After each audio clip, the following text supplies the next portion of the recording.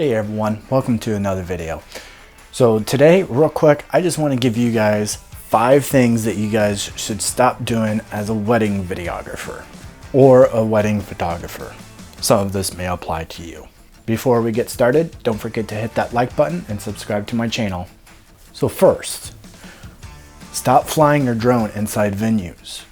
It's risky business flying a drone inside of a venue. There's lots of things that could happen. You can run into something and break something. A lot of venues don't like it.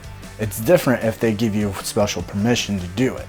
Number 2, do not plop your tripod in the middle of the aisle. The best place to put it is off to the side, but don't be in the middle of the aisle because the photographers, they need to get their shots too, and you're going to be in the way.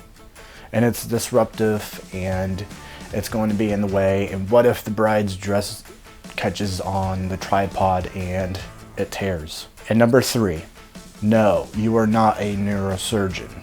You do not have steady hands. And yes, there's a lot of internal stabilization in the camera bodies and the lenses, but it doesn't work very well at a certain focal point.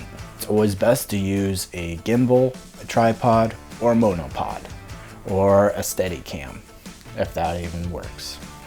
Number 4, don't have an attitude. Be nice to people.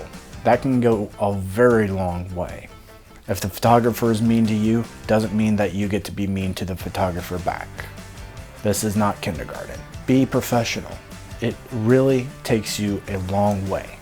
And number 5, stop underpricing yourself.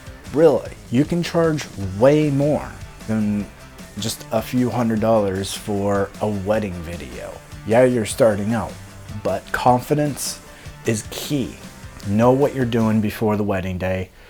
Make sure you're communicating with the bride and the groom before the wedding day. It doesn't mean that you have to email them every day or every week. Just here and there, even a simple checkup on them. See how the wedding planning is going for them. See if there's anything they need from you. So that's it, guys. Those are 5 things that you need to stop doing as a wedding videographer or wedding photographer. So don't forget to hit that like button and subscribe to my channel, and I'll see you guys in the next video.